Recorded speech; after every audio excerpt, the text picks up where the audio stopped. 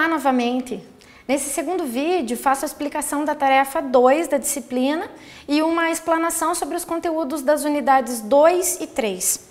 Na segunda unidade da disciplina você encontra um breve histórico sobre a história da saúde pública no Brasil, passando pelo momento anterior à sua criação no Brasil colonial e império até a República Velha e o período Vargas, onde a saúde pública estava mais organizada para atender a população. Na segunda unidade, você encontrará a tarefa 2 da disciplina, que solicita a análise de uma publicidade produzida na primeira metade do século XX, ou seja, produzida até o fim da Era Vargas.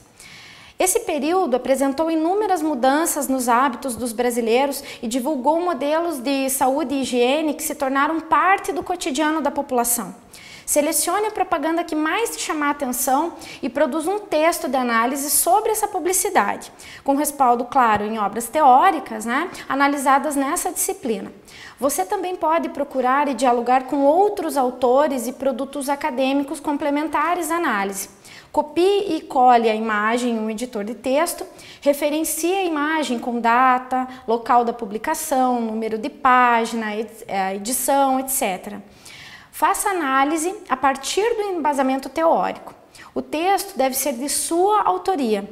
Se optar por usar trechos de outros autores, referencie nas normas da ABNT. Procure não ultrapassar 2 laudas, ok? Poste esse arquivo na data indicada no AVA. O tamanho máximo que a plataforma permite é de 2 MB, por isso, verifique o tamanho da imagem que você utilizará para não deixar o arquivo final muito pesado. Bem, continuando a explanação sobre as unidades da disciplina, nas primeiras décadas no Brasil republicano, houve a criação de órgãos públicos responsáveis por medidas sanitaristas. Esses órgãos contavam com médicos pesquisadores como Oswaldo Cruz, por exemplo, que se empenharam em desenvolver mecanismos de tratamento de cura e de prevenção para doenças ao longo dos primeiros 30 anos da República. Foram sendo construídos instrumentos que permitiram ao governo federal um certo conhecimento dessa realidade brasileira. Com a criação do MESP, o Ministério da Educação e Saúde Pública, no período de Vargas, por parte do Estado houve um maior controle e vigilância de certas doenças que atingiam a massa da população, sobretudo as mais pobres. Por um lado, outras doenças se espalharam rapidamente, como a tuberculose, a hanseníase e a malária. Por outro lado, destaco algumas iniciativas do governo federal para resolver um problema que amedrontava a população. Por exemplo, a criação de casas de isolamento dos doentes, como os leprosários, que eram originadas para afastar a população doente da população saudável. Onde entra a história nisso tudo? Um dos caminhos possíveis para o desvendamento da história, e nesse caso a história da saúde e da doença no Brasil, é a análise de obras literárias.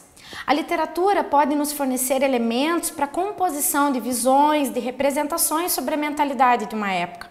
Nesse aspecto, destaco a obra Floradas na Serra, de Diná Queiroz, para entender a construção simbólica sobre a doença, tuberculose, na visão literária.